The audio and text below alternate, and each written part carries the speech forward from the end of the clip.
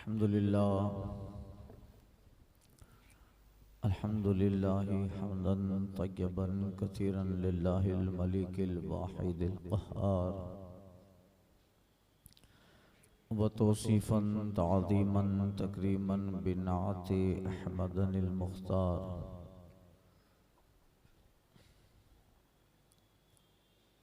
अम्मा बाद फ़अऊज़ु बिल्लाहि मिनश शैतानिर रजीम। बिस्मिल्लाहिर रहमानिर रहीम। लक़द नसरकुमुल्लाहु बिबदरिन व अंतुम अज़िल्ला।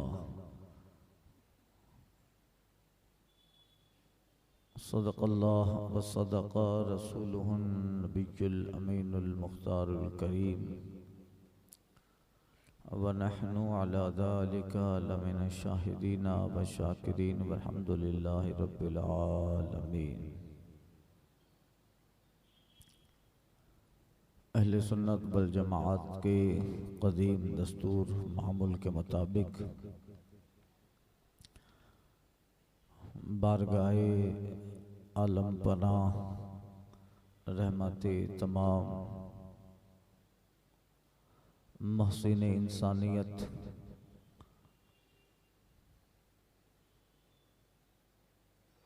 मजहरे मस्तरियत मस्दरे मजहरियत मालिक जन्नत कासिम नेमत मुनीम दीजा मुखबिर सादिक हुजूर अहमद मुश्तबा मुहम्मदनिल मुस्तफ़ा सल्लल्लाहु अलैहि वसल्लम में दुरूद मुक़द्दस का नजराने अक़ीदत मोहब्बत पेश करें। पढ़ें अल्लाहुम्मा सल्ली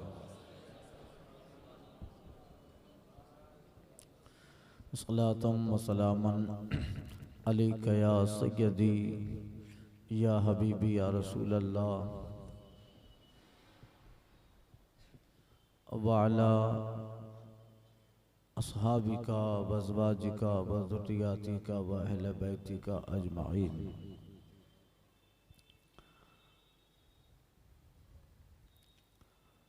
हमें करनी है शहनशाहे बतहा की रज़ा जोई।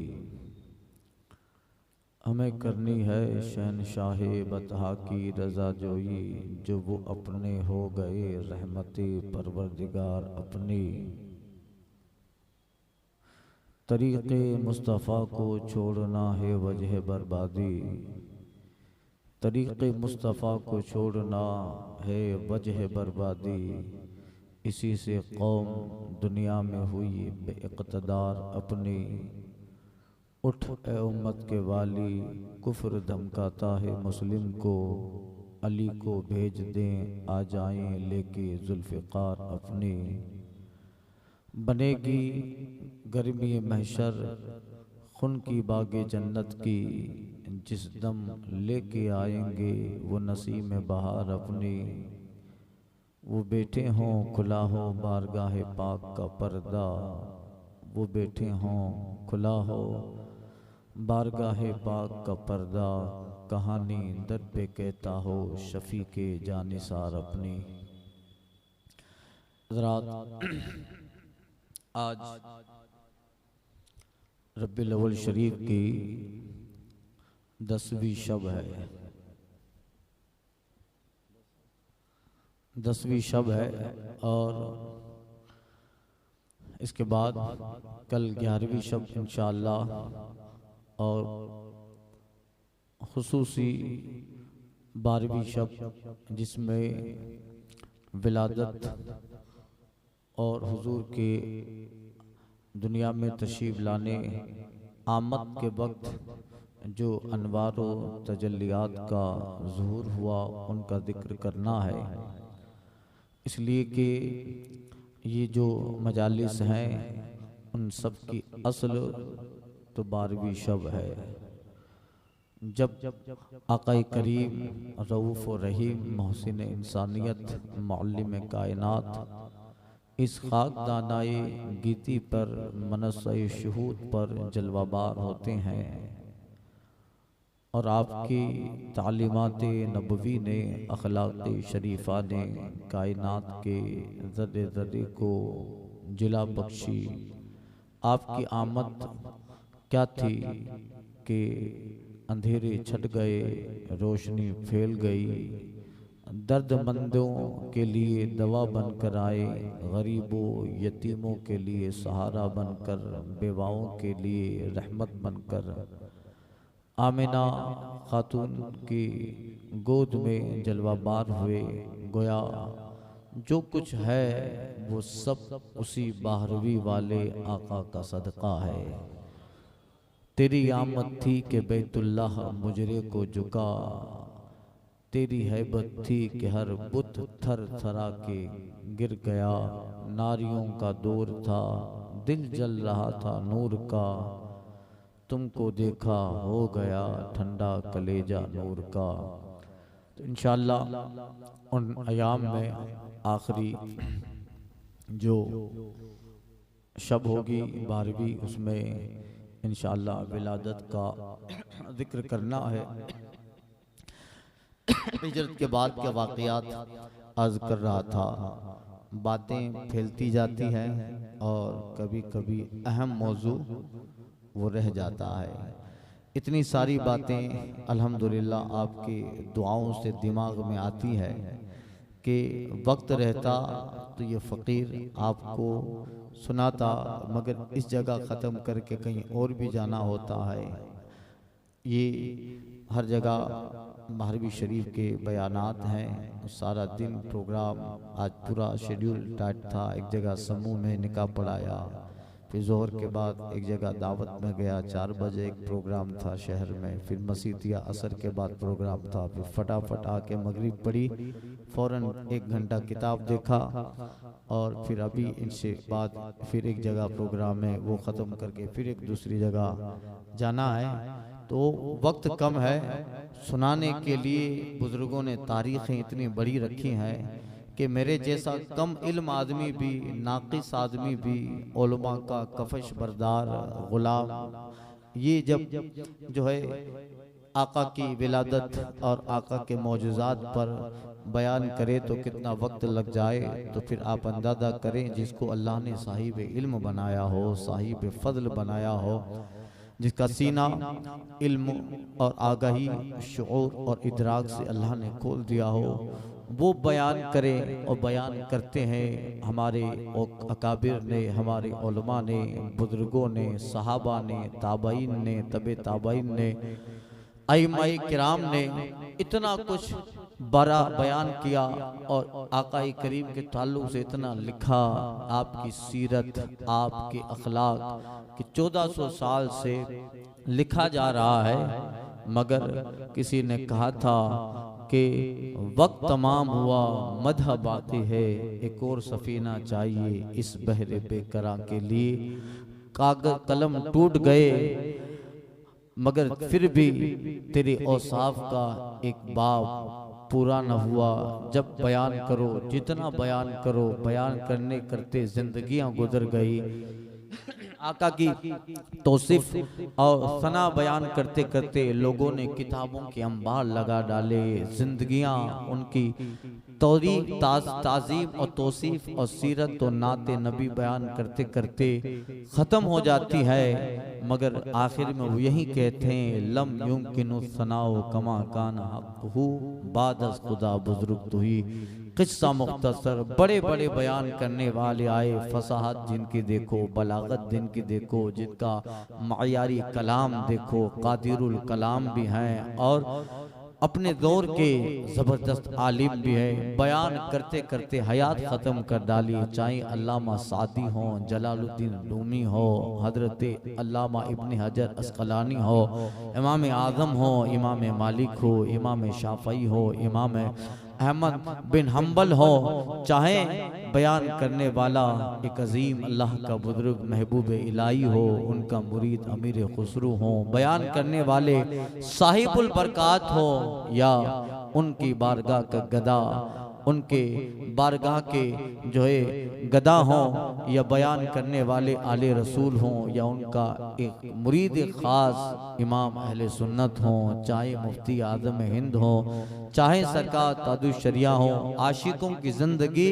वस्फ़ मुस्तफ़ा, बयान मुस्तफ़ा, तारीफ मुस्तफ़ा करते करते जिंदगियां निकल गई, मगर सब यही कहते हैं कि ज़बानें सूख गई, कलम टूट गए, मगर तेरे औसाफ का बात अभी भी मुकम्मल न हुआ।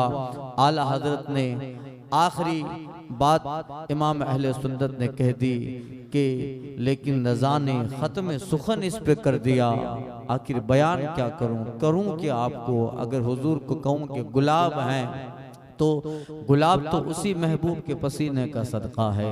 अगर कहूं कि ये मालिक हैं तो अल्लाह ताला ने पूरी कायनात के मालिक की हैसियत से मुस्तफ़ा जाने रहमत को जगह दी है। अगर कहूं कि ये रंग बहार हैं तो बहार उनके दामन के झोंके का एक हिस्सा है। अगर कहूं कि इनकी जो है इनका पसीना इत्र काफूर है तो दुनिया में जितनी खुशबुएं तय्यब व तय्यबात हैं वो सब महबूब के लुआब का सदका है, उनके लुआब दहन का सदका है। आखिर आला हज़रत कहते कहूँ क्या, जिस पल्ले पे तोलूं, जिस महाज पे तोलूं, जिस स्केल पे तोलूं, जिस खूबी पे तोलूं, दुनिया की सारी खूबी वो सदका या तो महबूब के जिस्म का, महबूब के लुआब का या महबूब के पसीने का है। तो करूं क्या, सरवर कहूं के मालिक व मौला कहूं तुझे, बागे खलील का गुले ज़ेबा कहूं तुझे।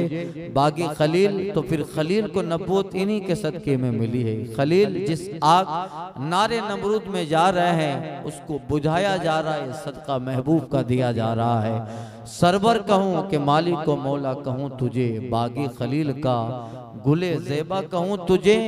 तेरे तो बस ऐबे तनाही से है बरी, हैरान मेरे शाह मैं क्या क्या कहूं तुझे। कह लेगी सब उनके सना खा की खामोशी, चुप हो रहा हूं ये कह के कि क्या क्या कहूं तुझे। लेकिन रज़ा ने ख़त्म सुखन इस पे कर दिया, खालिक का बंदा खल्क का आका कहूं तुझे। तो फिर कहाँ तोलें, किस महाज पे तोलें, किस खूबी पे तोलें। दुनिया की हर खूबी पर पल्ला जिसका भारी होगा वो रसूल आज़म की ज़ाते गिरामी है। तो कितना बयान करे, बातें निकलती जाती है। ये तो खुश नसीब हम लोग हैं, हम हुजूर का जिक्र करके कोई आका को बड़ा कर रहे हैं, ऐसा नहीं है। अरे उनका जिक्र करके हम अपनी फजीलत बढ़ा रहे हैं, अपना नाम उनके गुलामों में बढ़ा रहे हैं, अपना नाम उनका नाम लेकर हम अपनी ज़बान में ताजगी दे रहे हैं। अब हम शफात के हकदार हो रहे हैं। हसन बिन साबित कहते हैं माई मदह तो मुहम्मदम बिमक़ालती वलाकिन मदह तो मक़ालती बिमुहम्मदी सल्लल्लाहु अलैहि वसल्लम।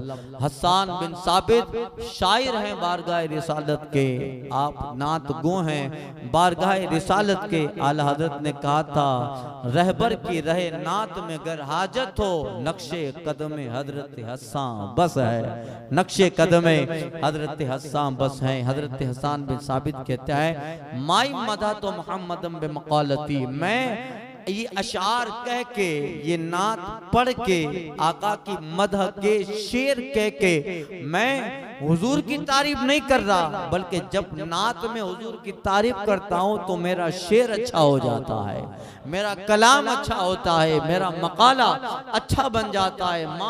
मदह तो मुहम्मदम बिमक़ालती वलाकिन मदह तो मक़ालती बिमुहम्मदी, मैंने हुजूर की तारीफ मकाला कहकर, नात कह के हुजूर की तारीफ नहीं की है, बल्कि मैंने हुजूर की तारीफ कह के अपना कलाम अच्छा बना लिया है, शेर अच्छा बना लिया है। आला हज़रत कहते हैं यही कहती है बुलबुले बागे जिना कि रज़ा की तरह कोई सहर बयां नहीं हिंद में वासी पे शाये हुदा, मुझे शौक़ है तबए रज़ा की। अल्लाह अकबर।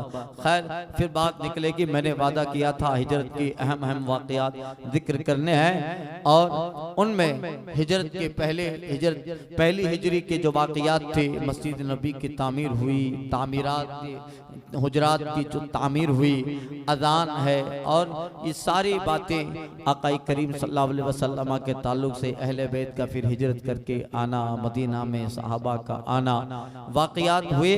अब दूसरी हिजरी में आ जाते हैं। कल बात आई तो 16वीं हिजरी का वाक़या भी मैंने बयान कर दिया था, हजरत फारूक आदम रज़ी अल्लाह तआला अन्हु का। मगर उसी पहली हिजरी में चूँकि अजान है, मस्जिद नबवी है, मस्जिद नबी की तामीर है, और बेशुमार काम अहले बैत के हुजरात, अज़वाज मुत्तहरात के हुजरात हैं, और फिर एक बाकायदा नज़्म व नस्क है।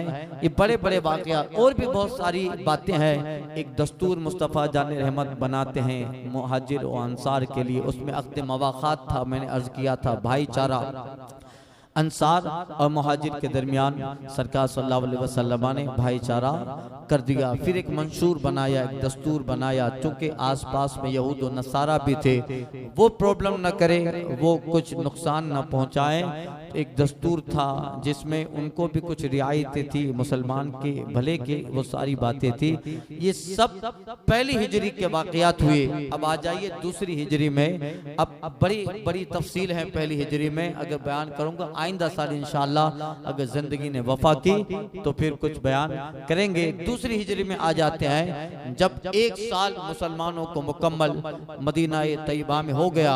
अब मुसलमान सद्धर होने लगे। अब जो मुहाजिरीन हिजरत करके आए थे कैपेबल होने लगे। अक़्द मवाक़ात, भाईचारा, ब्रदरहुड हुजूर ने कायम किया था, उसका एक बहुत मुस्बत फायदा उस वक्त बल्कि आज तक मिल रहा है। अब सहाबा किराम 1 साल मुकम्मल हो गया, बेशुमार लोग दामन इस्लाम से वाबस्ता हो गए। एक अजीब और एक अजीम जमात बन गई सहाबा की, और अब आहिस्ता आहिस्ता कैपेबल होने लगे।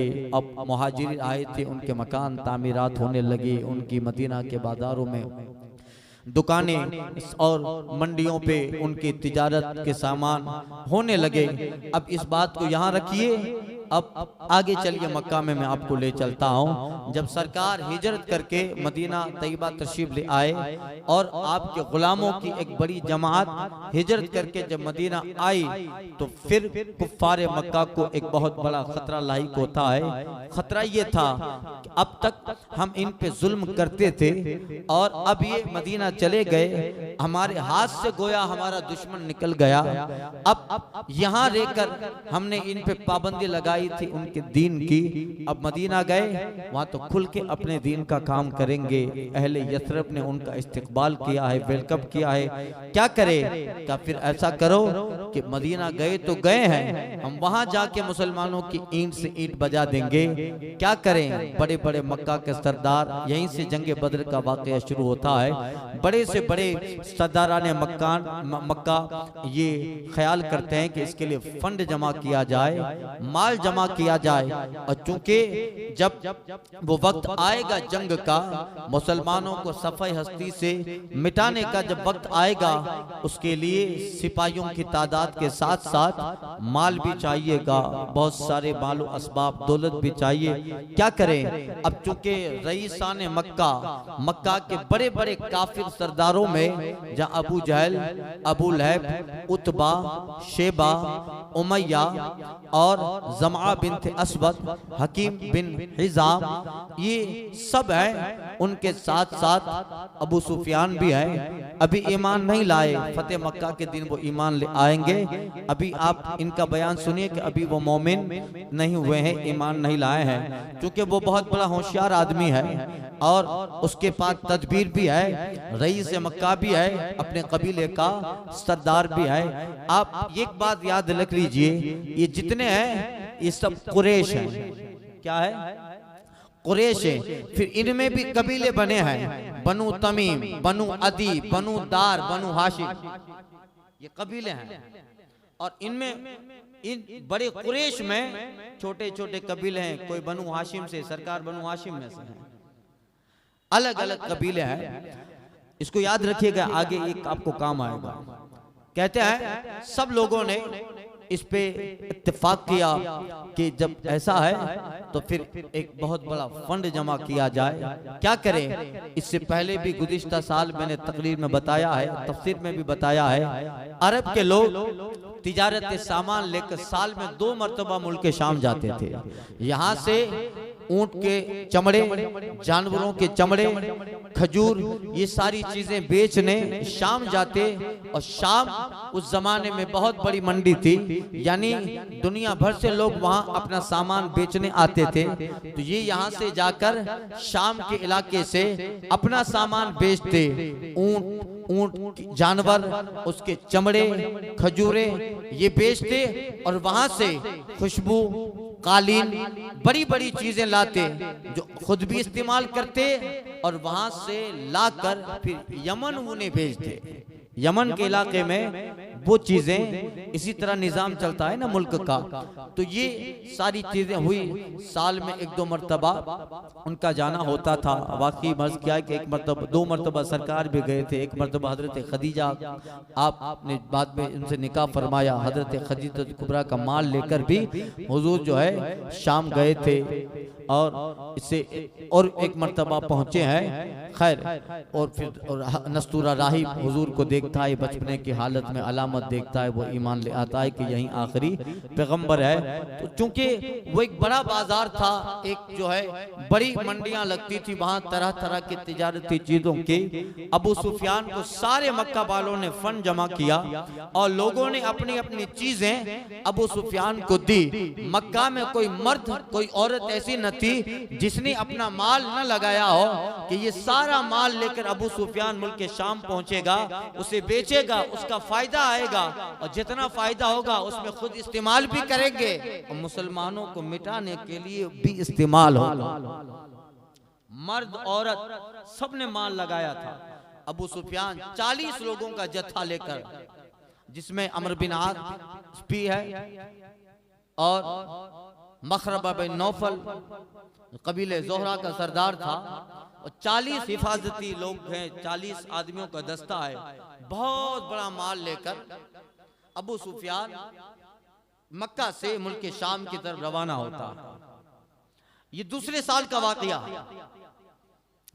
रवाना हुआ, सरकार मदीने में जलवा बार हैं। ये हिजरत के 18 साल के बाद, हिजरत के 18 साल यानी जो है 18वीं हिजरी में ये वाकया हुआ। सारा माल सब लोगों ने, उनके पास जो भी था, किसी के पास जेवर है, चमड़ा है, जानवर है, 40 बड़े हिफाजती दस्ते हैं, उन्हें लेकर अपने कबीले के चंद बड़े बड़े सरदारों को लेकर अबू सुफियान माल लेकर मुल्क शाम में रवाना हुआ। जैशुल उसरा, फिर कभी मौका मिला तो बताऊंगा। सरकार सल्लल्लाहु अलैहि वसल्लम को जब पता चला कि अबू सुफियान माल लेकर मुल्क शाम जा रहा है और वो माल जब इसमें फायदा होगा, ये मुसलमानों के खिलाफ इस्तेमाल होगा, एक मकाम में उशैरा, उस उशैरा मकाम पे सरकार सल्लल्लाहु अलैहि वसल्लम अपने सहाबा को लेके पहुंचे ताकि अबू सुफियान का ताक़ुब किया जाए। मगर जब पहुंचे तो अबू सुफियान बहुत आगे रवाना हो चुका, बहुत आगे निकल गया था। अब हुआ ऐसा, मुल्क शाम पहुंचा और अल्लाह का करना कि उसे फायदा भी हुआ। बहुत पैसा, बहुत सारा माल बेचा, वहां से कुछ लिया, लेकर फिर वापस मक्का की तरफ बढ़ा। जब एक मकाम के करीब पहुंचता है तो अबू सुफियान को पता चला कि जब मैं यहाँ से गया था तो पैगंबर सल्लल्लाहु अलैहि वसल्लम अपने सहाबा को लेकर मेरे ताक़ुब में आए थे, यानी जरूर अब मैं रिटर्न हो रहा हूँ तब भी मेरे ताक़ुब में आए होंगे। फौरन अबू सुफियान बौखला गया और उसने एक कासिद को भेजा कि जाओ मक्का में अबू जहल, अबू लहब, उतबा, बड़े बड़े लोगों को खबर करो कि तुमने जो माल लगाया है वो सारे माल को बेचा है, फायदा हुआ है। मैं अपने काफिले के साथ वापस आ रहा हूँ, मगर मुसलमानों का खतरा है। मैदान बद्र में आकर, आगे बताता हूँ बद्र कहाँ था, आकर मुसलमान ये सारा माल लूट लेंगे, लिहाजा फौरन मदद के लिए पहुंचो। अब सरकार सल्लल्लाहु अलैहि वसल्लम लौट गए थे जब अबू सुफियान निकला था। अब जब वापस आया है, अब सरकार निकल रहे हैं, तो अब इसमें किसी को फोर्स नहीं था कि हमारे साथ बद्र में आओ, क्योंकि सिचुएशन जंग की नहीं थी, हालत जंग की नहीं थी। क्या कि अबू सुफियान है और 40-42 आदमी उसके साथ है और सिर्फ वो माल मुसलमानों के खिलाफ इस्तेमाल करेगा, इसलिए उसे इस शिक में कामयाब नहीं होने देना है। जंग का तो तसव्वुर भी नहीं था। आका फरमाते हैं मन काना ज़हरुहु हादिरन फलियरकब माना वकाना लम यंतज़िर लिअहदिन काना मन काना ज़हरुहु गायबन। इसलिए सरकार सल्लल्लाहु अलैहि वसल्लम ने फरमाया था जिसकी सवारी हो वो हमारे साथ आ जाए, और जिसकी सवारी नहीं थी हुजूर ने उनका इंतजार भी नहीं किया, चल दिए। क्योंकि और बहुत सारे साहबा ये सोचकर भी कुछ लोग नहीं गए कि जंग तो है नहीं, और जो लोग नहीं गए थे बद्र में उन पे कोई इताब भी नहीं आया कि क्यों नहीं गए। तो कहते हैं साहबान में कुछ लोगों ने सोचा कि जब ऐसा मामला है जंग होगी नहीं, इतने लोग काफी हैं। खैर सरकार सल्लल्लाहु अलैहि वसल्लम निकलते हैं। इसको यहाँ रखिए, इसको यहाँ रखिए। देखो मैं आपको तकरीर नहीं कर रहा हूँ, मैं आपके दिमाग शरीफ में जंगे बद्र डाल रहा हूँ। आम तौर पे आपने मुख्तसर जंगे बद्र का वाकया हम सुनते रहते हैं, इसलिए जरा दिमाग को जोर दीजिएगा। यहाँ इसको रखिए।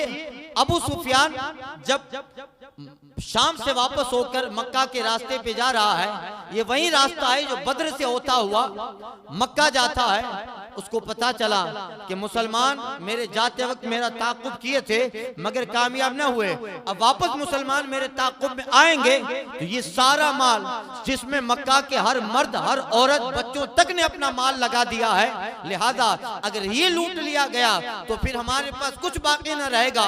अबू सुफियान बौखला गए और फिर अपना एक गुलाम था, जासूस था, ज़मज़म बिन अम्र गफ्फारी, उसको जो है 400 मिस्काल जो है दिरहम दिए, माल दिया और कहा जाओ फौरन मक्का पहुंचो सूरत के साथ, तेजी के साथ, और सरदाराने मक्का को जमा करो कि जो माल तुमने दिया था उसकी तिजारत हो गई, बेशुमार फायदा हुआ, मगर मैं जिस रास्ते से आ रहा हूँ मुझे खौफ है कि पैगंबर सल्लल्लाहु अलैहि वसल्लम अपने साथियों के साथ मुझे लूट लेंगे, सारा माल भी जाएगा, हमारी जान भी जाएगी, फौरन जितना हो सके हमारी मदद के लिए मक्का से निकलो।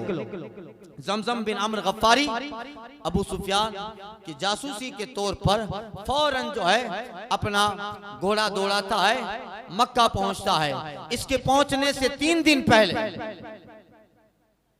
इसके पहुंचने से, चूंकि लंबा रास्ता था, इसके पहुंचने से 3 दिन पहले मक्का में अब्दुल मुत्तलिब की साहबजादी आतिका ने ख्वाब देखा। हजरत अब्बास की बहन, उसने ख्वाब देखा और ख्वाब से जब बेदार हुई तो घबरा गई। अपने भाई हजरत अब्बास को बुलाया, सरकार के चचा हैं, बाद में ये भी मान लिया आएंगे।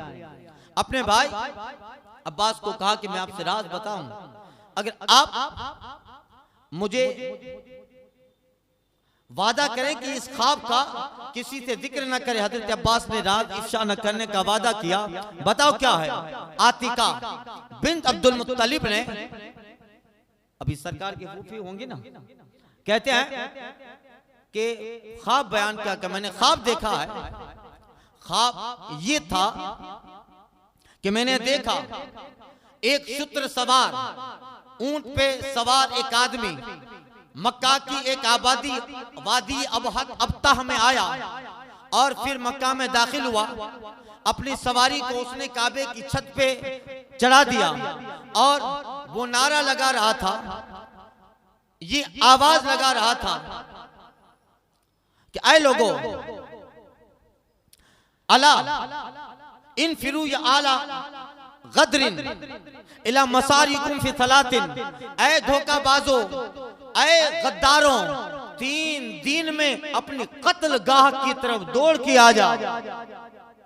या आला गदरिन इनफिरू इला मसारिकुम फी सलात, ऐ धोखाबाजों 3 दिन में अपनी कत्ल गाह समझे ना, जहां उनको कत्ल होना है, ये ख्वाब आतिका बयान कर रही है, आतिका बिन्त अब्दुल मुत्तलिब बयान कर रही है कि वो ऊंट सवार काबे के छत पे चढ़ा। फिर उसी ख्वाब में मैंने देखा थोड़ी देर के बाद वो ऊंट सवार जबले अबू कुबैस, बिल्कुल खाने काबा के सामने कोई अबू कुबैस है। जब खाने काबा की तामीर हो गई थी, हजरत इब्राहिम ने वही जबले अबू कुबैस के सामने रहकर दुआ की थी कि अल्लाह वजाल अफीदतन नास से तहवी इले, लोगों के दिल इस काबे की तरफ कर दे कि लोग दौड़ते हुए तेरे काबे की तरफ आए। आज भी उसके निशानात हैं। जबले अबू कुबैस कहती है आतिका, फिर मैंने थोड़ी देर में देखा कि वही शुद्र सवार जबले अबू कुबैस पे है, वही नारा लगा रहा है अला इनफिरू या आला गदरिन इला मसारिकुम फिस सलात, ऐ धोखाबाजो 3 दिन में अपने कत्लगाह की तरफ पहुंचो। कहती है फिर उस शुद्र सवार ने एक चट्टान को अपने पांव से मारा। वो बड़ी चट्टान, बड़ा पत्थर जबले अबू कुबैस से गिरता हुआ नीचे आया और नीचे आते ही उस पत्थर के टुकड़े टुकड़े हुए और कोई ऐसा चट्टान उसका हिस्सा न था जो मक्का के किसी घर में न पहुंचा हो। जितने मकान हैं सारे मकान में उस चट्टान का हिस्सा पहुंच गया। मुझे लगता है मेरा ये ख्वाब किसी तबाही की अलामत है। अब उस जमाने में ख्वाब के बड़े बड़े निशान रहते थे, स्वप्न निशान, ड्रीम स्पॉट। अब्बास अबुल फजल हजरत अब्बास कहते हैं ऐ आतिका, तेरा ख्वाब बड़ा अहम है। ये ख्वाब अहम है और परेशान कुन भी है। कहीं ऐसा तो नहीं कि कुरैश को तबाही की दावत या तबाही होने वाली है। हजरत अब्बास ने कहा था किसी को नहीं बताऊंगा, मगर वो डर गए ये ख्वाब सुनकर। अगर ऐसा रहा तो फिर ये ख्वाब चट्टान का टूटना, गिरना, उसका एक एक हिस्सा मक्का के घरों में पहुंच जाना तबाही है। खैर वहां से हजरत अब्बास चले, आगे चले। उनका एक दोस्त मिला, वलीद बिन उतबा, वो उनका दोस्त था। उससे वो ख्वाब बयान कर दिया। मगर फिर अब राज नहीं रहता है। जब कोई एक आदमी उसको बयान कर दिया जाए तो फिर हमारा जब दोस्त होगा तो उसका भी कोई खास दोस्त होगा, फिर वो जिसे बयान करेगा उसका भी कोई खास दोस्त होगा। तो फिर हर खास से होता होता वो आम की नगर में आ जाता। लामा सादी ने कहा है कि दिले खैश कसेरा गुफ्तन व गुफ्तन के मगो, यानी अपने दिल की बात किसी से कहना और ये कहना कि मत कहना, ये कहना खामोशी बह अज़मीर दिल खैश कसे गुफ्तन व गुफ्तन के मगो। अल्लामा सादी कहते हैं दिल की बात किसी से कहना और ये कहना कि मत कहना, इससे खामोशी बेहतर है, इससे खामोशी। वलीद बिन उतबा को ये ख्वाब बयान किया। वलीद बिन उतबा ने वो ख्वाब हरम में जाकर अबू जहल को बताया। लोग जमा हो गए। अब शाम का वक्त हुआ। हजरत अब्बास कहते हैं मैं हरम में दाखिल हुआ। जैसे खाना हरम में दाखिल हुआ, अबू जहल अपने दोस्तों के साथ बैठा हुआ था और उसने कहा ए अबुल फजल, तवाफ कर लो तो वापस आओ। हजरत अब्बास कहते हैं जब मैंने तवाफ मुकम्मल किया, अबू जहल के पास गया, देखा तो वही ख्वाब का जिक्र हो रहा था। मैं समझ गया कि राज न रहा। अब अबू जहल खड़ा हो गया और कहता है ओ अब्बास अबुल फजल, क्या बात है, अब तुम्हारे अंदर भी नबिया पैदा हो गई है। हजरत अब्बास कहते हैं पहले मैंने अनजान बनने की कोशिश की। क्या कह रहे हो, क्या कह रहे हो, तुमने पता नहीं आतिका ने क्या ख्वाब देखा है। हजरत अब्बास कहते हैं कि मैं फिर भी अनजान रहा। अबू जहल कहता है ओ औलादे जो है औलादे कुरैश, औलादे हाशिम, क्या तुम्हें ये काफी नहीं है कि तुम्हारे अंदर एक नबी जाहिर हुआ है। अब तुम्हारी औरतों ने भी बशारतें देना शुरू कर दिया, मुस्तकबिल की खबर देती हैं, तुम्हारे अंदर एक नबी आया है कि अब तुम्हारी औरतों में भी नबूवत आ गई। क्योंकि आका करीम सल्लल्लाहु अलैहि वसल्लम को देख चुके थे पहले ये लोग। हजरत अब्बास कहते हैं मुझे पता नहीं है, मगर हजरत अब्बास को अबू जहल ने बहुत बुरा भला कहा, बनु हाशिम को भी कहा। वही खानदान बनु हाशिम को बहुत बुरा भला कहा। हजरत अब्बास घर पे गए, कहते हैं फलम्मा, जब मैं घर पे पहुंचा तो घर की अब्दुल मुत्तलिब की जितनी खवातीन थी घर की, कोई ऐसी न थी जो दरवाजे पे खड़े होकर मेरा इंतजार कर रही थी। उन्हें पता चल गया था कि मेरी और अबू जहल की हरम में बात हुई है और बनु हाशिम को अबू जहल ने बहुत बुरा कहा है। आतिका का ख्वाब का जिक्र किया। अबू जहल ने यह भी कहा था कि उस आतिका ने, तुम्हारी बहन ने कहा है कि हम लोग 3 दिन में अपनी कत्लगाह की तरफ पहुंचे, हम इंतजार करेंगे, अगर 3 दिन में कुछ न हुआ तो ये अब्बा हम खाने काबा पे तख्ती लगा देंगे। इन्नकुम अकज़बु अहले बैतिन फिल अरब, कि अरब में सबसे झूठा खानदान तेरा, हम ये तख्ती लगा देंगे। देखते 3 दिन के अंदर क्या होता है। अभी तक तो तुम्हारे नबी बातें करते थे अगली बात जमाने की, अब तुम्हारी औरतें भी नबूवत की बातें करने लगी। कहते हैं कि ये सारी गुफ्तगू हुई, थोड़ी इसमें गर्मा गर्मी भी हो गई। अबू जहल ने बहुत बुरे शब्द भी बोल दिया। हजरत अब्बास घर पे गए तो अब्दुल मुत्तलिब के खानदान की जितनी औरतें थी सबको पता चल गया था हरम में अबू जहल ने हमारे खानदान को इधर उधर की बातों से जो मौसूम किया है। जैसे पहुंचे हजरत अब्बास कहते हैं कि मैंने देखा औरतें मुझे करीब आई और करीब आकर कहती हैं, जो है अब्बास ये क्या हुआ, हम क्या सुन रहे हैं। मा काला हादल फासिकुल खबीसे व तस्माऊ वल तस्माहु यक़अ फी रिजालिकुम थुम्मा क़द तनावल निसा थुम्मा लम यकुन काना गैरतन लिशयइन बिमा समियत अनहु। ये क्या हुआ, हमने सुना उस अबू जहल खबीस फासिक ने तुम्हारे मर्दों को पहले निशाना बनाया, फिर तुम्हारी औरतों को बुरा भला कहता रहा। ये बात इस सुनने के बाद तुम्हें क्या गैरत बाकी नहीं थी, जवाब देने की ताकत नहीं थी कि खामोश चले आए। हजरत अब्बास कहते हैं मैं क्या बताऊं, मैंने फिर उन औरतों के सामने कहा ऐसा कुछ नहीं था, अब मैं देखता हूं क्या करता है। ये कहकर हजरत अब्बास कहते हैं मैंने औरतों की बातों से जान छुड़ा ली, वरना सब कहती रहती, कुछ जवाब नहीं दिया अबू जहल को। कहते हैं 3 दिन के बाद ये वाकया हो गया। 3 दिन के बाद हजरत अब्बास को इन 3 दिनों में बहुत सारे वाकयात हुए और लोग ये बात मक्का में बड़ी मशहूर हो गई कि आतिका ने ख्वाब देखा है और ख्वाब में कहा है कि मक्का वालों ए धोखाबाजो आओ अपने कत्लगाह की तरफ कत्ल के लिए तैयार हो जाओ। ये बात मक्का में फैली और ये बात इस तरह फैली और सारे वाकयात हुए और अब्बास ने इसका जिक्र किया वलीद बिन उतबा से। ये सारी बातें होने लगी और कुछ लोग हजरत अब्बास को भी कहने लगे कि हरम में अबू जहल ने बनु हाशिम को गाली दी हो तुम चुप रहे, तुम्हारी औरतें तुम्हारे मर्दों को बुरा भला कहा। हजरत अब्बास कहते फिर मुझसे रहा नहीं गया। 3रे दिन आस्तीन चढ़ाई और गया कि आज हरम में मिले तो देखता हूं कमीने को। फलम्मा दखल तो जब मैं हरम में दाखिल हुआ तो मैं अबू जहल की तरफ देखा कि उधर बैठा हुआ है तो मैं आगे बढ़ा तो अबू जहल उठ के कहीं दूर भागने लगा। हजरत अब्बास कहते हैं मुझे ऐसा लगा कि शायद मुझे देख लिया है और अब पीछा छुड़ा के भाग रहा है, मगर कहते ऐसी बात नहीं थी। अबू जहल के भागने की वजह यह थी कि सामने एक पहाड़ी थी, वादी थी जो बिल्कुल हरम के करीब थी। वहां पर अबू सुफियान का जासूस उसको अबू जहल ने देख लिया था और वो जासूस बड़ी अल्फाज और बड़ी आवाज के साथ अबू जहल को बुला भी रहा था, अहले मक्का को बुला रहा था। और वो उस जमाने में ऐसा रिवाज था कि जब कोई बुरी खबर लाता, उस जमाने में कोई बुरी खबर लाता तो सुनाने से पहले या जहां खबर लेके जा रहा है जाने से पहले थोड़ी देर पहले कुछ रास्ता कुछ कदम पहले वो अपनी सवारी का कान और नाक काट देता और अपने सवारी पे जो कजावा होता उसको उल्टा कर लेता और अपनी कमीज को पीछे से फाड़ देता ताकि उसके बताने से पहले लोगों को पता चल जाए कि खबर सही नहीं आ रही है, बैड न्यूज। अबू जहल ने जमजम बिन अम्र गफारी को देख लिया क्योंकि मालूम था ये जासूस है अबू सुफियान का, ये उसका खास आदमी है। मगर सामने एक वादी में देखा कि जमजम गफ्फारी ने, कबीले बनु गफ्फार का था, अपने ऊंट के नाक और कान को काट दिया है, अपना कजावा उल्टा कर दिया है, अपनी कमीज को पीछे से फाड़ दिया।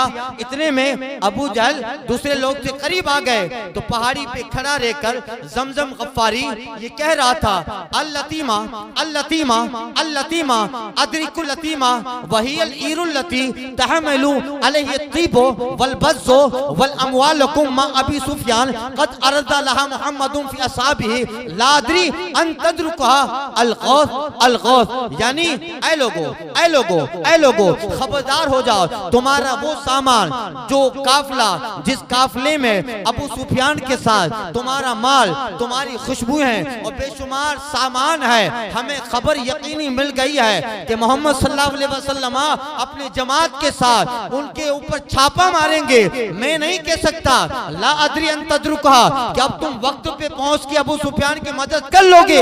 अलगौस मदद मदद मदद पहुंचो।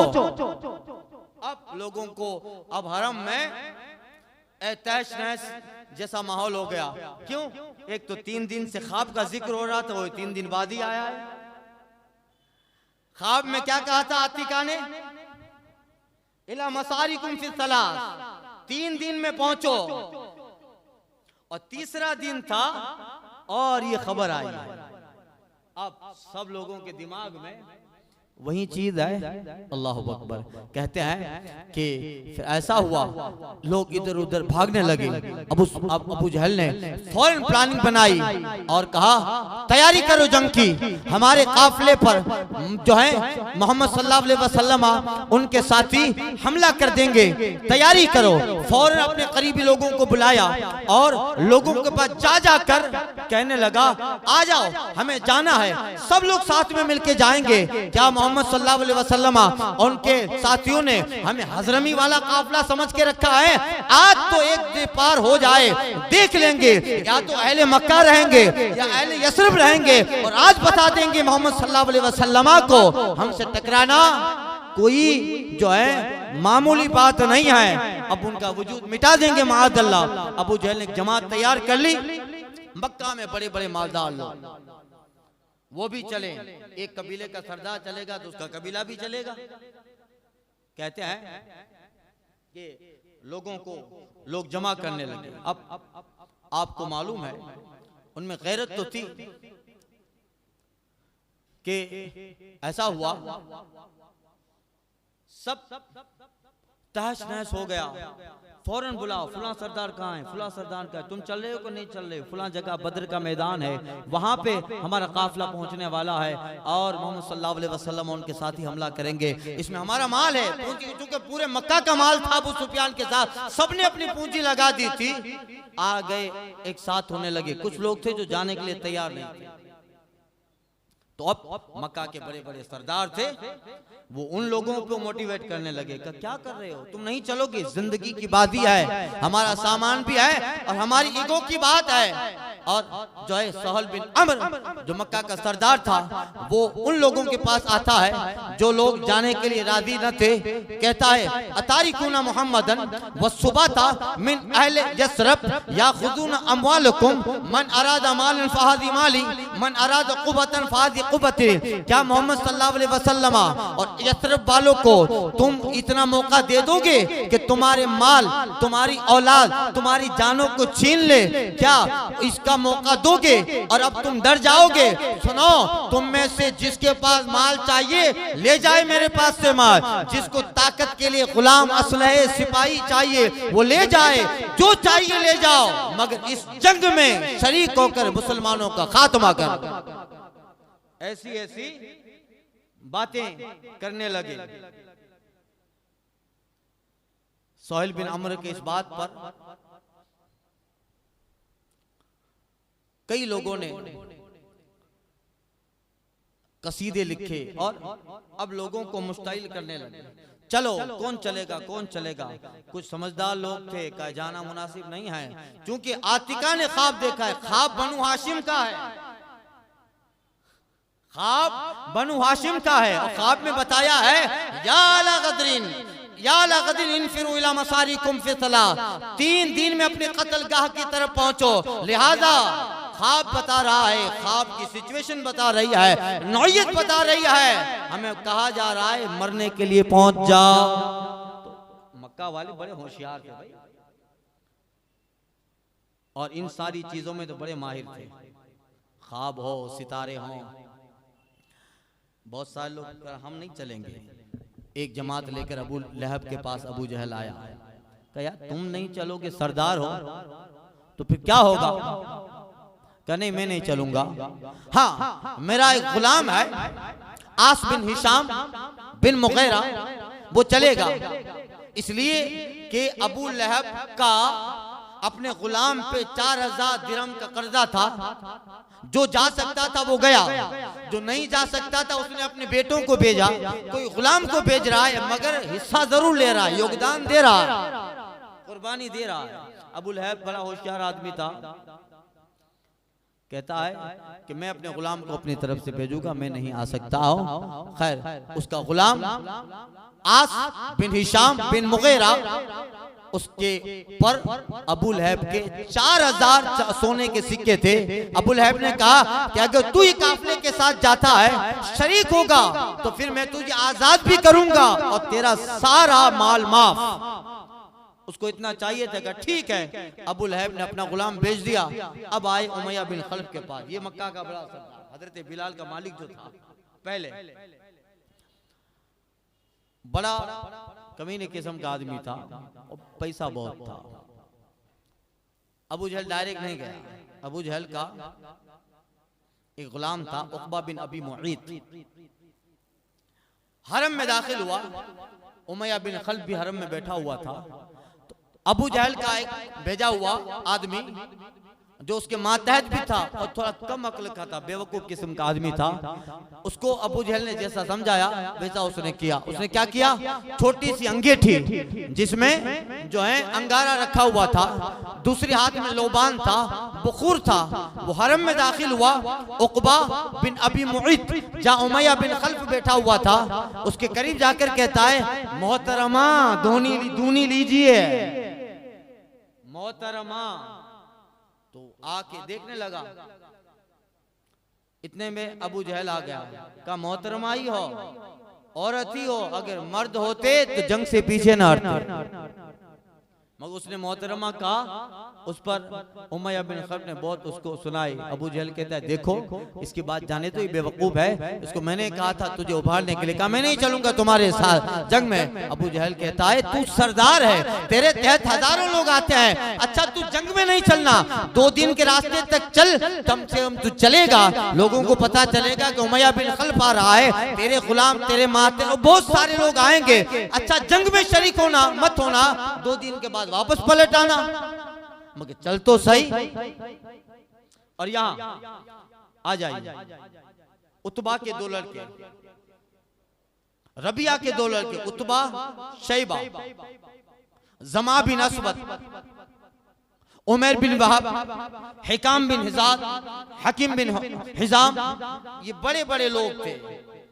ये लोग शशो पंज में थे, जाएं कि ना जाएं, सारे लोग अपने बड़े बुत हुबुल के पास आए।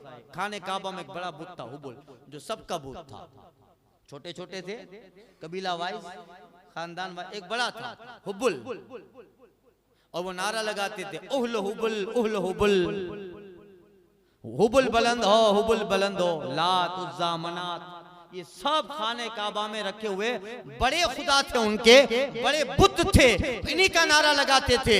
और यही हुआ था। इसके 1 साल के बाद जब जंग ओहद हुई, जंग ओहद में अबू सुफियान, खालिद इब्न वलीद, बड़े बड़े लोग आए थे, ये वो थे जो बाद में मोमिन हुए। और जंग ओहद में फिर हजरत अमीर हमजा की शहादत हुई। मगर जंग ओहद में जब दोनों लश्कर सामने हुए तो दोनों अपने अपने खुदा को पुकारते थे। मुशरिकीन नारा यही लगा रहे थे ओहल हुबुल ओहल हुबुल, हमारा हुबुल बुलंद हो, हमारा हुबुल बुलंद हो, उसके मानने वाले बुलंद हो। आका फरमाते साहब तुम भी कहो अल्लाहु अकबर, अल्लाहु अकबर, अल्लाहु अकबर। इतना कहना था कि जंग ओहद में सहाबा के नारे तकबीर अल्लाह अकबर ने ऐसी ओहद के मैदान में गूंज उठती है कि अहले हुबुल के सारे नारे अल्लाह अकबर के नारों के नीचे दब गए और फजाए ओहद में हर जगह अल्लाह अकबर के नारे हैं, सुभान अल्लाह के नारे हैं। सरकार के सहाबा जब मैदान में आए हैं तो मौलाए कायनात जब आए हैं तो फजाए ओहद कह रही थी, शाही मर्दा शेरी यज़दा कुव्वत परवरदिगार ला फता इल्ला अली ला सैफ इल्ला जुल्फ़िकार। अहले हुबुल का नारा। तो ये हाल था। कहते हैं रशीद अहमद गंगोई के मुरीद है हसन दरभंगी, उसने भी मर्सिया रशीद अहमद गंगोई लिखा है, उसमें इसका जिक्र किया है। अपने पीर के, इसका पीर जब रशीद अहमद गंगोई मर गया उसके ताल्लुक से जो कसीदा लिखा है मर्सिया रशीद अहमद गंगोई, क्या लिखा है? मर्सिया, उसके 300 के करीब अशार है। अल्हम्दुलिल्लाह इस फकीर ने सब याद किए थे, वो सब नहीं सुनाऊंगा, मगर देखो कैसी तारीफ की है अपने आका की, अपने आका की, अपने मालिक की, और अपने पीर की कैसी तारीफ। उस जो है हसन दरभंगी ने, दरभंगा एक इलाका है, तो जब रशीद अहमद गंगोई मर गया तो उसने कहा था हवाई दीनो दुनिया के कहां ले जाएं हम यार, गया वो किबले हाजात रूहानी व जिस्मानी माद अल्लाह। कहता है मेरा पीर जिस्म का भी किबला था, रूह का भी किबला था। जब ये था तो हाजत यहाँ ले जाते थे, अब तो गया, अब हाजत कहाँ ले जाए। अल्लाह अकबर। यही बात अगर गौसे आजम के ताल्लुक से सुन्नी कहे तो मुशरिक और ये कहे तो सुन्नी, ये कहे तो मोहब्बत। आगे कहता है कि मुर्दों को जिंदा किया, जिंदों को मरने न दिया। खुद कैसे मर गए? क्या कहता है? मुर्दों को जिंदा किया, जिंदों को मरने न दिया। इस मसीहाई को देखे जरी इब्ने मरियम माद अल्लाह, यानी हजरत ईसा को चैलेंज कर रहा है कि ऐ ईसा तुम तो मुर्दों को जिंदा करते थे, मेरा पीर रशीद अहमद गंगोई जिंदों को मरने भी नहीं देता था, तो खुद क्यों मर गया? मुर्दों को जिंदा किया, जिंदों को मरने न दिया। इस मसीहाई को देखे जरी इब्ने मरियम और कहता है वो थे सिद्दीक व फारूक, फिर कही अजब क्या है। अल्लाह, हम अगर या गौस कहें तो बिदअती मुशरिक। खुद अपने पीर रशीद अहमद गंगोई को वक्त का सिद्दीक व फारूक, उमर और सिद्दीक व फारूक कह रहा है, कहता है वो थे सिद्दीक व फारूक, फिर कहिए अजब क्या है। शहादत में शहदुद में कदम बोसी थी गठानी, फिरे थे काबा में भी पूछते गंगो का रास्ता, रखते अपने सीनों में थे ज़ौक़ व शौक़ इरफानी। ऐसा बेशुमार बकवास की है उसने। उसमें एक शेर ये भी है, क्यों है आज ज़बां पे नारा अहले हुबुल का, अहले हुबुल का, गया वो बानी इस्लाम का सानी माज़अल्लाह। और कहता है कि हजरत यूसुफ अलैहिस्सलाम कितने हसीन थे सबको मालूम है, मगर कहता है कि मेरे पीर रशीद अहमद गंगोई के छोटे छोटे मुरीद है ना, वो भी यूसुफ सानी है। कबूलियत इसे कहते हैं, मकबूल ऐसे होते हैं। उबैद सूद का उनके लक़ब यूसुफ सानी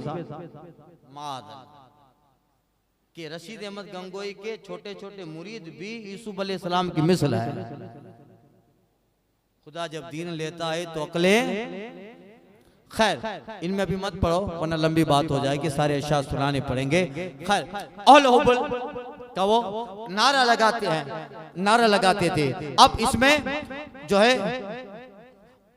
Utba, Sheba, Zama bint असवद, Umair बिन वहब, हकीम बिन हिजाम वगैरह, ये सब बड़े बुत के पास आए, फाल निकालते थे, इशारा मिलता था फाल। उस जमाने में फाल निकालने के अलग अलग तरीके थे। क्या का इस्तिखारा, जिसको आज के जमाने में तीर फेंकते थे, कबूतर उड़ाते थे। अगर इधर उड़ा तो काम करेंगे, इधर गया तो काम नहीं करेंगे। ये तरीके होते थे। इसी तरह बुत के पास कुछ तीर रखते थे और तीरों से फाल निकालते थे। जब ये सारे रईसाने मक्का हरम में बड़े बुत हुबुल के पास गए और फाल निकाला तो फाल में निकला कि जंग में नहीं जाना। जंग में इतने में अबू जहल आ गए, अपने सरदारों को लेकर, और भी बहुत सारे सरदार थे, इन्होंने काम नहीं चलेंगे, बुत मना कर रखा, इस बात को छोड़ो, हमारी जान पे आ पड़ी है, अब इज्जत की बात है, हमारे मजहब को बचाना है, जो बुत तुम्हें फाल से मना कर रहा है उसी की इज्जत पे है। अगर मोहम्मद और उसके साथियों ने गलबा पा लिया तो न बुत रहेगा न हमारी ये परस्तिश रहेगी। ऐसी तकरीर की कि अबू जहल ने इन सबको भी शामिल कर लिया। ये चले, मगर दिल नहीं था जाने, दिल जाने का नहीं था। दिल नहीं था जाने का, मगर अब चलो कौम का सवाल है और नहीं जाएंगे तो क्या कहेंगे लोग, ये भी बात दिल नाखास था। चले, एक बहुत अजीम जमात हो गई, चलेंगे। अब जब चले तो उनको एक ख्याल आया, बड़े गुमन के साथ, गुरूर के साथ जब चले हैं, कैसे चले थे मालूम है, खुद मुहर्रिखीन ने इस जमात जब सब जमा हो गए और जमा होकर बद्र की तरफ चलने लगे, गुरूर, घमन, तकब्बुर, नुखबत का पुतला बनकर मुहर्रिखीन ने उनका नक्शा खींचा है। व माहुमुल क़िआन हुन्ना अल इमाउल अगनिया मुगनियात यज़रिफना बिद्दुफूफ युगनीना बिहिजाइल मुस्लिमीन व कान बिजाइल मुस्लिमीना बि जो है बि तबरिल बिल बतरे वल खैलाए हीना खुरूजहिम। कहते हैं इस तरह से निकले थे कि उनके पास नाचने वालियां थी, उनके पास गाने वालियां थी, दफ बजा रही थी और मुसलमान की बुराई और मुसलमान की मजम्मत में बुरे बुरे अशार कह रही थी, और जो है बड़े रोब, बड़े दबदबा, घमन, गुरूर और तकब्बुर के पुतले बनकर इस्लाम को मिटाने निकले हैं। मगर अल्लाह अकबर, जब कुफ्र आमने सामने मुसलमानों के होता है, आज कुफ्र अपनी सारी ताकत के साथ, अपने सारे वजूद के साथ मुसलमानों की बेसरो सामानी से नबर्द आजमा होने आया है। मगर तारीख बताती है मुसलमान के उस मुख्तसर गिरोह ने मैदान बद्र में कुफ्र की क़यादत की कमर तोड़ डाली कि उस बद्र के बाद फिर कभी भी कुफ्र इस्लाम के सामने इस कर्रो फर के साथ नहीं आ पाया। ऐसी क़यादत की कमर तोड़ डाली कि जिंदगी भर लोग उसका अफसोस करते रहेंगे। और अबू लहब तो खुश होता था कि अच्छा हुआ नहीं गया, अच्छा हुआ 70 सरदार मारे गए थे। कितने? पूरे मक्का के बड़े बड़े 70 सरदार, अबू जहल, उमैया, उतबा, और उतबा की मौत ही इसकी वजह से जो जंग उहद हुई, उतबा के मरने के बाद उनके बेटे और हिंद बिन उतबा, अबू सुफियान की बीवी, बाद में ईमान ले आई, हजरत आयशा सिद्दीका के साथ रही। अपने बाप को जब मैदान बद्र में कत्ल होता हुआ उसने पाया और सुना कि मेरा बाप उतबा वो कत्ल हो गया है मुसलमानों के हाथों, उसने बड़े बड़े अशार लिखे। 1 साल तक लोगों को उभारा गया, लोगों को जो जोश दिलाया गया, बल्कि कुछ लोग तो ऐसे थे कि 1 साल तक नहाए नहीं। जब मुसलमानों को खत्म करेंगे मैदान उहद में तब नहाएंगे। अमीर हमजा ने मैदान बद्र में उतबा को मार दिया था। इसीलिए हिंद को सबसे बड़ी दुश्मनी अमीर हमजा थी। फिर आप बद्र उहद में शहीद हुए, ये फिर बताऊंगा इंशाअल्लाह कभी मौका रहा तो। कहते हैं कि इस शान से निकले अल्लाह अकबर, गुरूर, गमन और तकब्बुर का पुतला बनकर जब निकले, कुरान में जो है उनका जिक्र है। अल्लाह ने फरमाया वला तकुनु कल्लज़ीना खरजू बिन दयारिहिम रिआन नास, खरजू मिन दयारिहिम रिआन नास यसुद्दूना मिन सबीलिल्लाह वल्लाहु बिमा यामलूना मुहीत। याद रखो, उन लोगों की तरह मत हो जाना जो अपने घरों से निकले थे लोगों के दिखावे, तकब्बुर के लिए और अल्लाह के रास्ते से लोगों को दिखाने, लोगों को रोकने के लिए, और ये जो करते थे अल्लाह का इल्म और कुदरत इनके सारे करतूतों को घेरे है। कुरान में उसी का जिक्र है, तफसीर में ये आयत सूरह अनफाल की आ चुकी है। कहते हैं ये निकले और जैसे निकल रहे थे अब एक ख्याल और आ गया। हुआ ये कि उसी अरब का एक कबीला था बनु किनाना। कुछ सालों पहले बनु किनाना के एक बुढ़े आदमी को कुरैश ने मार दिया था। फिर उन लोगों ने कुरैश के एक आदमी को मार दिया। फिर कुरैश ने बनु किनाना के एक और आदमी को मार दिया। ऐसे 2-4 मर्तबा होता रहा। तो फिर बनु किनाना का एक आदमी उसी वक्त, ये जब ये लोग सारा जंग सारा नक्शा तैयार हो गया है, ये बद्र के लिए निकलने के लिए रवाना है, उसी वक्त जब सुबह हुई तो रात में एक वाकया हुआ था। बनु किनाना का सरदार था आमिर किनानी, वो वहां से गुजर रहा था और बनु किनाना के आदमी ने जिस कुरैश को मार दिया था उसका भाई ने देखा कि बनु किनाना का आदमी सरदार आ रहा है, उसने पकड़ा और बनु किनाना की सरदार आमिर को मार दिया और रात में उसकी तलवार जाके गिलाफ काबा में लटका दी। सुबह अबू जहल ये सारा काफिला बदर के लिए रवाना था, तैयार था रवाना होने के लिए। हरम में आए, देखा कि तलवार लटक रही है, पहचान लिया बनु किनाना की तलवार है, उसके सरदार आमिर की तलवार है। पता चला कि फुला शख्स ने रात को कुरैशी ने बनु किनाना के उस आदमी को मार दिया है। अब डर गए, अरे हम सब मर्द चले जाएंगे तो जमीन खाली होगी, कहीं ऐसा ना हो कि हम यहाँ से निकल जाएं बद्र के लिए और बनु किनाना आकर हमारे घर पे हमला करे, औरतों को मार दे, बच्चों को मार दे, हमारा माल लूट ले। क्या करें? लोगों ने कुछ कोशिश की, ठीक है अभी नहीं जाना, अभी नहीं जाना, क्योंकि बनु किनाना बड़ा कबीला था, नहीं जाना। अब शैतान को मौका चाहिए। जैसे कुछ लोग ये इरादा बनाते कि नहीं जाना है, बनु किनाना का कल सरदार मारा गया है, कुरैशी ने मारा है, वो खामोश नहीं बैठेंगे, हम यहाँ से चलेंगे, हमारे घरों को लूट लेंगे, औरतों को मार देंगे।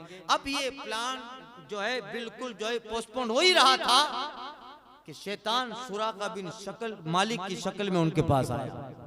सुराका बिन मालिक जब सरकार हिजरत करके निकले थे तो सरकार के पीछे सुराका बिन मालिक को भेजा था अबू जहल और सब ने कि जाओ पकड़ के ले और तुम्हें इतना माल देंगे कि सुरकूट तुम्हें देंगे। और फिर वाकया हुआ, सुराका बिन मालिक हुजूर के पीछे जाता है। जब आया सरकार ने कहा जमीन सुराका के पैरों को पकड़ ले, जमीन सुराका के सवारी के पैरों को पकड़ ले। हुजूर हुक्म देते हैं, सुराका के पैर पकड़ लिए, उसके सवारी के पैर पकड़ ले। फिर हुजूर कहते हैं छोड़ दे, छोड़ दिया। 3-4 मरतबा ऐसा हुआ, सुराका समझ गया ये इत्तिफाक नहीं है, पैगंबर जमीन को हुक्म देते हैं, जमीन मुझे पकड़ लेती है। सरकार की मौजज़े को देखा और सुराका बिन मालिक सफरे हिजरत में कलमा पढ़ के मकाम सहाबियत पा ली। उस वक्त से सुराका बिन मालिक का पता नहीं था। अल्लाह कहते हैं अब शैतान ने मौका गनीमत जाना, सुराका बिन मालिक की शक्ल में आया और कहता अरे तुम बनु किनाना से डर रहे हो, इन्नी जारुन लकुम, इन्नी जारुन लकुम, मैं तुम्हारा खैर खा, तुम्हारा मददगार हूँ।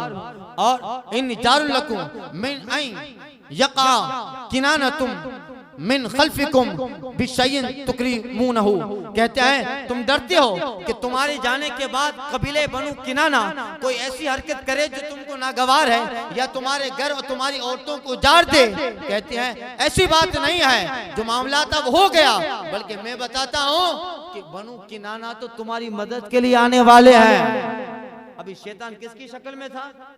सुराका बिन मालिक। और इन शक्ल में तो आएगा ना, सब पत्थर मार के मार देंगे उसको। कहा अच्छा ऐसा है? कहा कुरान में अल्लाह ताला ने इसका जिक्र फरमाया है, व इज़ा ज़य्यना लहुम शैतानु आमालहुम क़ाला ला गालिबा अल-यौमा ला गालिबा लकुम अल-यौमा मिनन नास कुरान में अल्लाह ताला ने वइन्नी जारुल लकुम फरमाया है। और जब शैतान ने उनके लिए उनके आमाल को जीनत दे दी, संवार के पेश किया, और शैतान ने कहा आज के दिन दुनिया की कोई भी ताकत तुम पे गालिब नहीं आ सकती है, अन्नी जारुल लकुम, मैं तुम्हारा मददगार हूँ, बनु किनाना की मदद न करो, आज लिख दिया गया है गलबा तुम्हारा ही है। कुछ शैतान उन्हें कत्ल के लिए कुएं में भेज रहा है। अब यहाँ से चलते हैं, इसको यहाँ रखिए और फिर सरकार सल्लल्लाहु अलैहि वसल्लम मदीने से चलते हैं। कल इंशाअल्लाह ताला मैं अर्ज करता हूँ, सरकार मदीना से चले और जाके पता चला अबू सुफियान, इनको जब पता चला बद्र का रास्ता छोड़ के समंदर वाला रास्ता ले लिया, फिर एक दूसरे जासूस को जो है अबू जहल और मक्का वालों के पास भेजता है। सरकार को इत्तला हुई हुजूर यहाँ से चले, मकाम बद्र में पहुंचे, कल बयान करूंगा। वहां से निकल कर नकीबुल मदीना और अल अकीक, दुल हुलैफा, मरजु ज़बिया, अल मुज़हिरात, अल शमूका, ये सारी वादियां, अल बथा, अल रोहा, ये सब पार करते करते सरकार बद्र में पहुंचे। इन सारे वाक़ियों पे हुजूर ने पड़ाव किया, किसको साथ में लिया, किसको वापस भेज दिया, और अबू लुबाबा को वापस भेज दिया, उसकी जगह मुर्तद बिन अबी मुर्तद को लिया। हजरत मौलाए कायनात को अपनी सवारी की नकिल पकड़ने के लिए, बैठने के लिए बारी बारी मुकर्रर किया, और हजरत साद बिन दरारा उनको मदीने का इमाम बनाया, और अबू लुबाबा को अपने बाद मदीने का वाली बनाया, और खुद 313 के साथ निकले हैं। कहां पहुंचे, क्या वाकया हुआ, इंशाअल्लाह ताला कल के दर्स में अर्ज करता हूं। अल्लाह ताला जो है सरकार दो आलम की सीरत और आपकी सुन्नत के अमल का जज्बा अता फरमाए, और अल्लाह ताला अपने दीन पर मजबूती के साथ, सुन्नत नबी पर मजबूती के साथ अमल दे। सबा वो चले के बाग फले, वो फूल खिले के दिन हो भले, लेवा के तले सना में खुले रजा की ज़बान तुम्हारे लिए। अस्सलाम वालेकुम।